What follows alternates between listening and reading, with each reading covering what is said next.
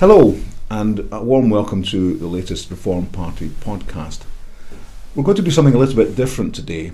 Up until now, we have been interviewing people who are proposing to stand in the next national elections, whenever they come about. But recently there was a swathe of local elections scheduled, many of which have been cancelled between Labour and Conservative. They got together and managed to stop them. Now, one of the few areas they didn't manage to do this is in Lancashire. And so there's elections coming up in Lancashire on, I think, the 6th of May.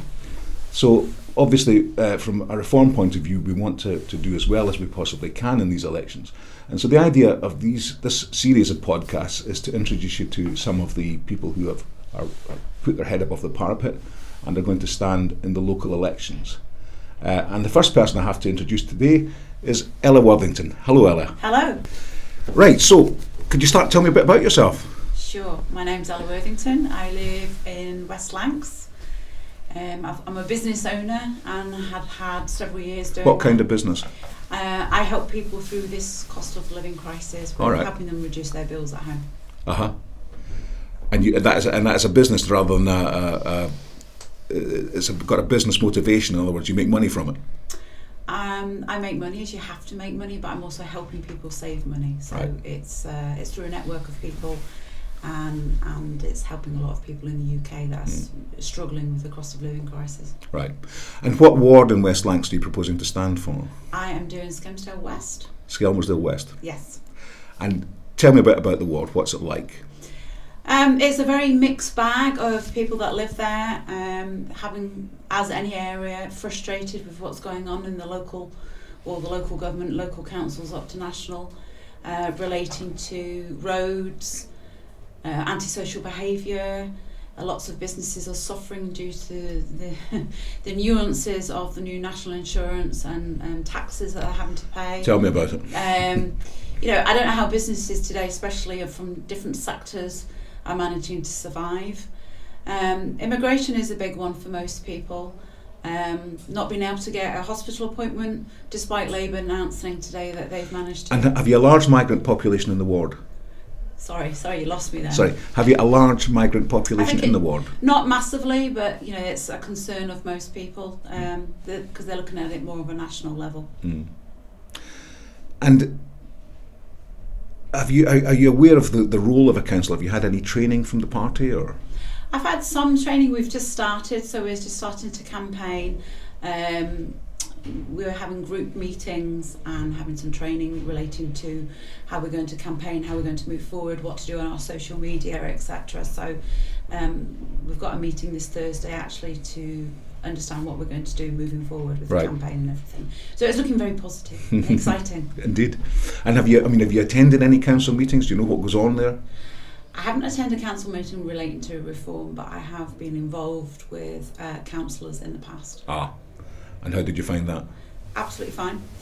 More so to do with things that were important to me, that bothered me. So, for example, speeding around country roads, antisocial behaviour and things like that. So when I've ever had dealings with councillors in the past, they're always very hard to get hold of or to get an answer. So I've got an experience at the moment where we had a gentleman who was killed outside our house because we were living on a country road. It's a 60-mile speed limit, national speed limit, which I think is absolutely ridiculous. We've got housing there, and a gentleman was killed there, and I've been pushing for something to be done for that speed limit to be reduced. And this is something that happens across the UK when you're living in small areas with country roads. Yes, absolutely. I mean, in the world they've reduced the speed limits almost unilaterally to 20 miles an hour.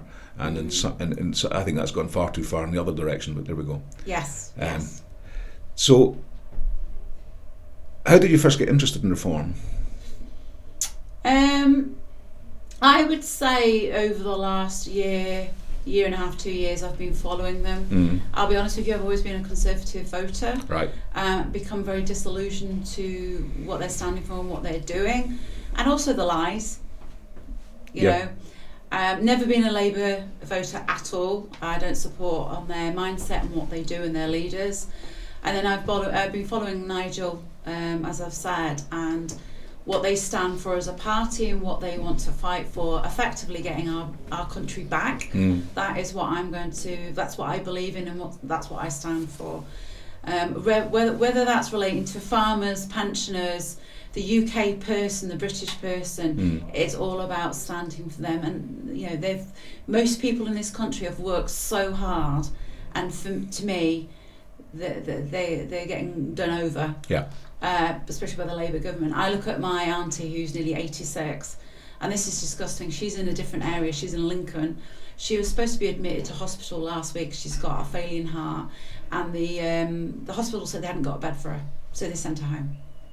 That, to me, is disgusting. That's just one of the anecdotal stories that you hear, but you hear so many of them. I mean, the health service is just in an appalling state, and it's as if nothing, not as if nothing's being done about it, but it's as if nothing can be done about it, isn't it? Yeah.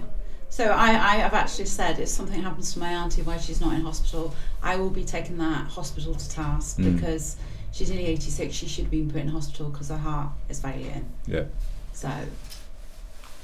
So have you got a campaign strategy? What are you going to do? Are you going to put out leaflets or?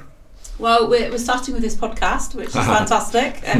We're all on the West Lancashire Reform Facebook page that we're adding content to, and then we'll be going to. And that's open to the public, is it? Yes. West Lancashire Reform Facebook page. Right. That's been going for some time, but I've just been added, and we're starting our leaflet campaign.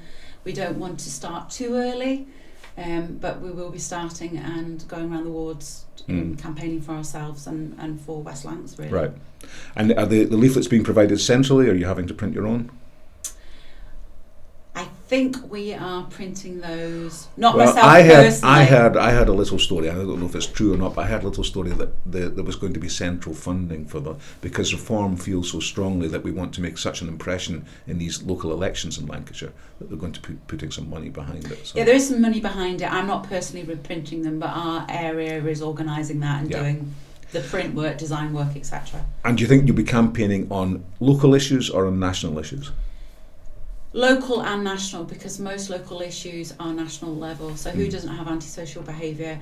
Who doesn't have pensioners who've had their winter fuel allowance taken? Who doesn't have farmers who have been impacted? I've got a farmer across the road from me, and I was talking to him this weekend, talking to him about how this inheritance tax is going to impact his business, and it's just like, it's disgusting. I am never going to vote Labour again. So, and I'm like, well, vote Reform, vote for Nigel, who's going to be in that area, who's standing. So, yes. So I think all local issues are national. There are some nuances, particularly in Skem. There's quite a lot of antisocial behaviour. There's some housing issues, but again, that's a national level.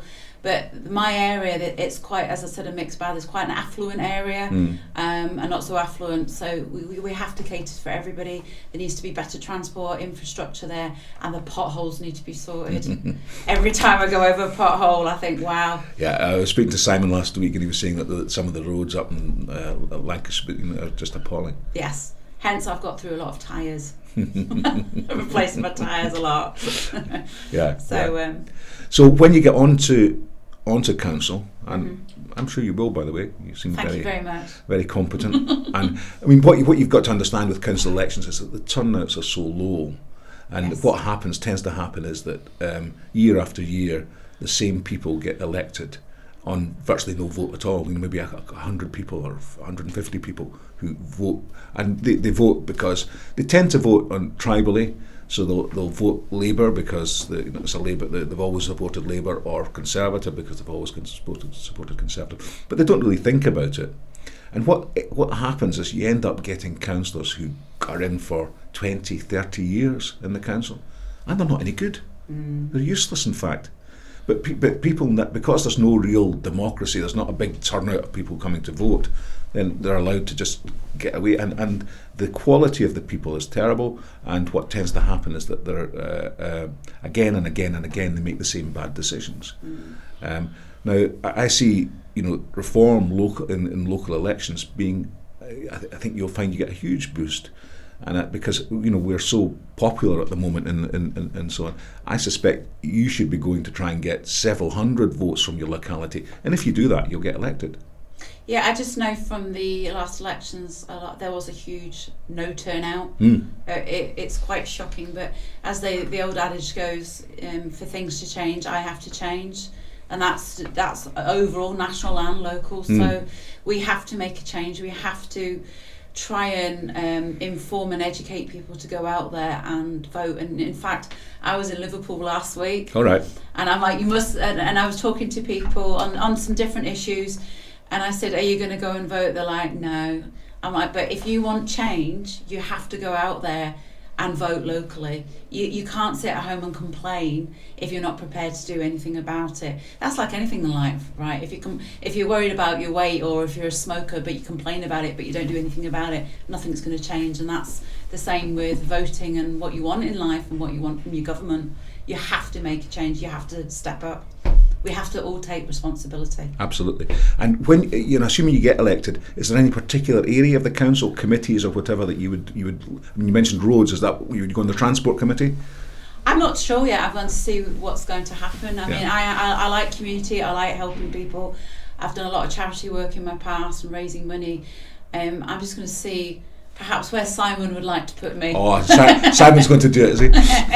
So see where he'd like to put me. I probably wouldn't be a social media buff. There's better people in the candidates that are really good at social media and sorting all that out. But you said earlier you'd got a media background, is that right? Nicely led on. Yes, I do. I used to work in television, in documentaries, investigative journalism. So, and that was giving people a voice, people who had had miscarriages of justice. Right. Which was very rewarding to work on, and I love doing it. Right, well, Ella, I have to say that in a 20-minute conversation with you, you've absolutely convinced me that you're the right kind of material to be a councillor. I think West Lancashire will be very fortunate to have you. Well, thank you. And I'm sure you'll be very successful at the election. Just before we finish, is there anything that you want to say to the people of West Lancs in terms of why they should elect you? I'm like a dog with a bone. And that's what my boss actually at one of my big companies I work for in television used to say, Ella is like a dog with a bone. So if she believes in something, she'll fight and she'll never give up. And that's exactly how I feel for reform within West Lancs or Skem. We've got a lot of work to do, but I want to make a difference. That's all about having a sense of purpose. That's what life's about, is having a sense of purpose, and you'll do it. So I'd say get out there and vote. In my ward, as well as all the other wards for reform that are standing elections, and make a difference, because we can, if we all stand together, we can make a difference. Brilliant, Ella. Thanks very much for coming in. Thank you.